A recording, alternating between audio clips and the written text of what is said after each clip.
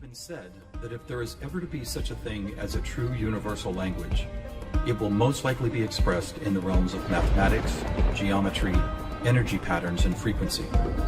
Could it be that this language, or at least the foundation of it, already exists here on Earth? Is it possible that over the course of thousands of years, we have been somehow guided in the process of creating this new form of communication? And if so, what type of information will be conveyed through it that could not be expressed any other way? In the search for answers, we must be prepared to trek through both time and space, to open our eyes and minds wide enough to notice compelling coincidences, and to stand back far enough to see if the building blocks of some kind of mathematical, spatial, frequency-based language emerge. But before we begin our journey, we will pause here in the present day to notice some of the ways that we measure and tabulate the world around us.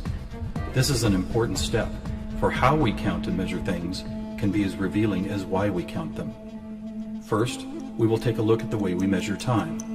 For all practical purposes, the smallest unit is 1 second, and we all know it takes 60 seconds to make a minute, and then 60 of these minutes to make an hour.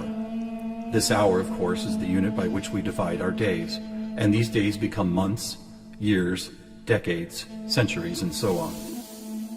Speaking of 60, let's take a moment to notice that all geometry, whether it is 2 or 3 dimensional, is also derived from base 60 mathematics that provide the foundation for a 360-degree circle, which in turn provides us with all the angles and formulas for creating virtually every shape known to humankind.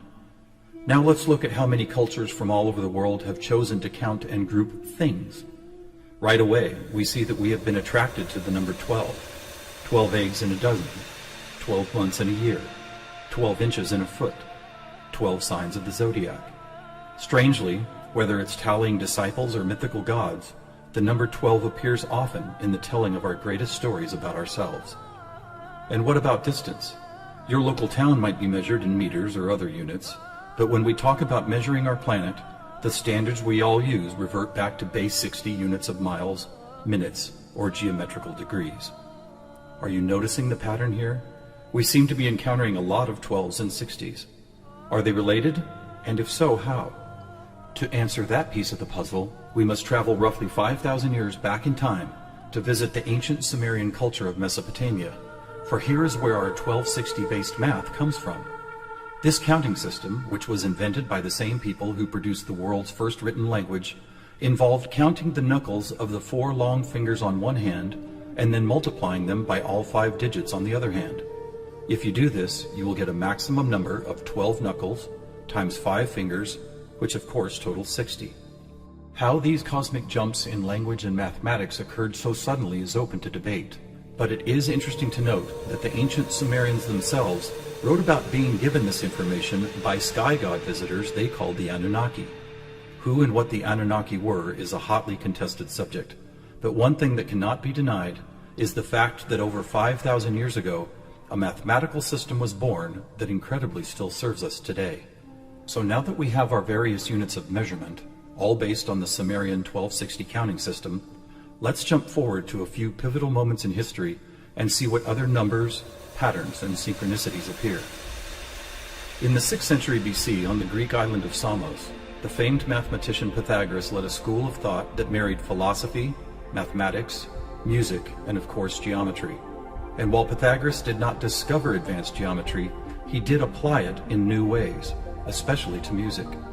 For instance, he noticed that when a tauten string was plucked, it would create a tone. And when that string was divided in half, it would make the same tone, only twice as high in pitch. Pythagoras then came up with numerical ratios based on harmonic fifths, and this led to the creation of the musical scale found at the root of most modern music. It is important to note that according to Pythagoras, all musical notes were found by using mathematics, and as such were given number values according to their placement in a kind of master grid. For instance, by using fifths beginning from note number 1, he was eventually guided to note 27. And to find the same note twice as high in pitch, he simply kept doubling it to 54, 108, 216, 432, and so on up the scale.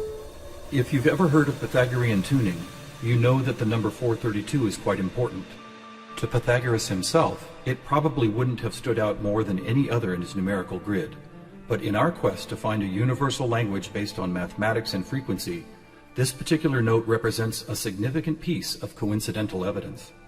You see, many ancient musical instruments, from Tibetan bowls to Native American flutes, happen to produce the same tone, a tone that vibrates at 432 cycles per second. That's compelling, but even more intriguing is the fact that Pythagoras was not calculating vibration cycles to find tone 432. It just happens to be the same number. What's more, for decades, most modern musical instruments were also tuned to this same fourth octave A, with a value of 432 cycles. How could this be? Who chose this particular note as the keystone for instrument tuning, and more importantly, why? Here is where a deeper mystery begins to emerge, and to explore it we will need to go back to Pythagoras' other passion, geometry. It is not an exaggeration to say that to Pythagoras and his disciples, geometry and math held a key to the nature of all life everywhere, and maybe it does. Let's look at the first four geometric shapes, the circle, triangle, square, and pentagon. In each of them are angles of degrees that, when added together, always total a specific number relative to that particular shape. For instance, if we take a triangle, the sum total of all three interior angles is always 180. For both the square and circle, it is 360. For a pentagon, it is 540. Now at this moment, let's step back and look at these numbers in a different way, as there seems to be something about them that reaches beyond a simple sum of angles. Did you notice that they happen to be in the same numerical neighborhood as tone 432? What's more, they all add up to 9, just like 432, 2160, the number expressed by both the cube and the germ of life pattern. You may have already noticed that without the 0, it is exactly half of our magic 432. That's worth noting, but what is even more intriguing is the way this number keeps showing up in other large-scale measurements. To discover one of these measurements, we will need to jump forward from Plato's time to when the Mayan civilization was flourishing. Roughly 1,500 years ago, Mayan stargazers were the most accomplished astronomers the world had ever known. Their concept of cyclical time led to many incredible discoveries: the accurate length of a year, the exact dates of seasonal changes, even the moments when solar and lunar eclipses would occur. But their most amazing discovery was of something known as the precession of the equinox, which makes note of a very slow wobble of Earth's axis. Somehow aware of the fact that this wobble takes 25,920 years to complete, the Mayans called this cycle one great year, with each of its 12 great months requiring 2160 Earth years to complete. And what about this? Did you know that the diameter of our moon, when measured in miles, also happens to total? You guessed it, 2160. Lastly, watch what happens when we apply simple division to this highly synchronous number. 2160 divided by 2 is 1080, the angle sum of the octagon. By 3, 720, the total of the hexagon. By 4, 540, the pentagon. And by 5, are you ready? It's the ketone of 432. And by 6, 360, the number of both the square and circle. All F sharps and C sharps, with our 432A thrown into the mix, as if it were some kind of clue to solving a cosmic riddle. Maybe we should look at this number even more closely. As we've stated, our closest celestial neighbor, the moon, is 2160 miles across, and 216 is exactly half of 432. What about the other large object in our sky? Were you aware that our sun is 864,000 miles across? Incredibly, where the moon's base number sequence is half of 432, the sun's number sequence is exactly twice 432. And do you know how many seconds there are in a day? 86,400, or 43,200 for the 12 hours of day, and 43,200 for the 12 hours of night. Or try this. Take the 360 degrees found in the circular shape of our sun and moon, and then multiply it by the 12 hours of either day or night. The answer, 4320. Or how about this?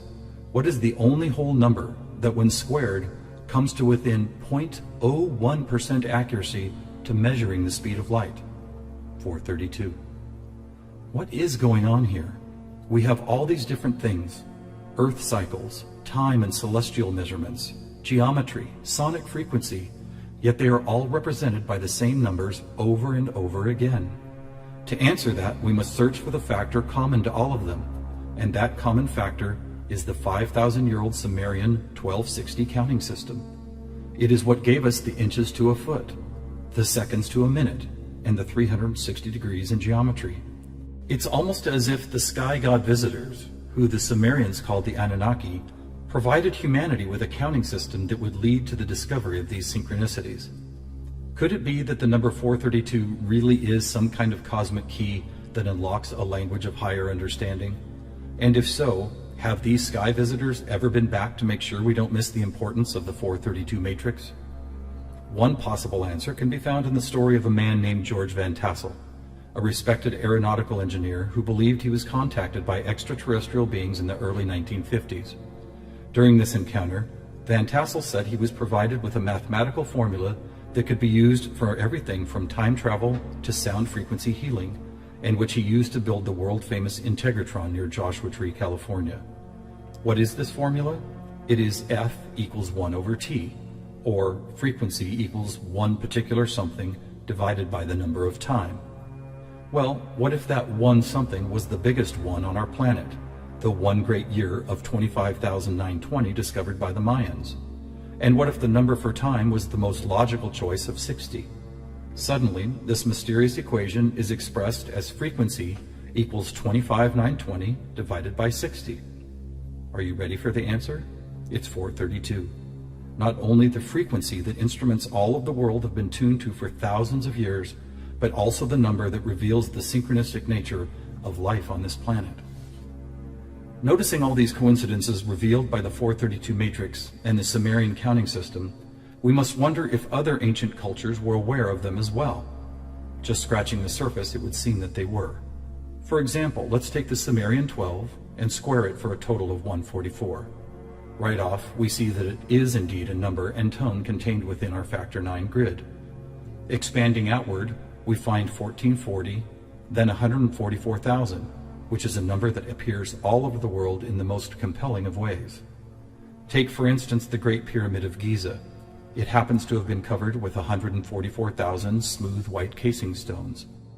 To ancient Mayans, 144,000 days was the length of their 394-year back tune, a time cycle which has just begun again. In the Bible, we read that there will be 144,000 chosen ones redeemed from the earth prior to the apocalypse. Obviously, number sequences like these have been significant to many different cultures and religious sects, and to one enigmatic group in particular, the Freemasons. Were the earliest Masons, the supposed keepers of sacred information, also aware of the factor 9 grid, the 432 key, and the number 144,000? Their infatuation with the numbers 3 and 13 might be telling. For instance, if you divide 144,000 by 432, the answer is 333.3 into infinity. Or take a look at the back of a dollar bill. That famous unfinished pyramid could be revealing some interesting clues. For instance, there are 13 steps climbing the pyramid, and 13 times 33.3 is 432.9.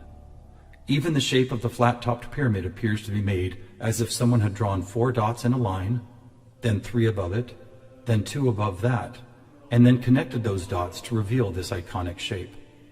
And of course, let's not forget that the square root of our all-important factor 9 grid is 3 threes. Who else knew about 432? The answer is surprising. In India, large cycles of time are called Kali Yugas, and each one is 432,000 years long. In fact, the number 432 appears so often in sacred structures and myths, from Stonehenge to the pyramids, that author Joseph Campbell could not help but see it as the most important mythological number in history. So what do we have here? What is it that's trying to be expressed by all of these coincidences?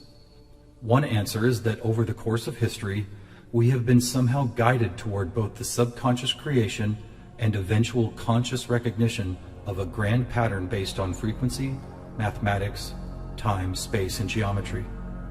Quite possibly, these synchronistic numbers, shapes, and tones represent the building blocks of a language that we do not yet fully understand, but could turn out to be the most important language we will ever learn.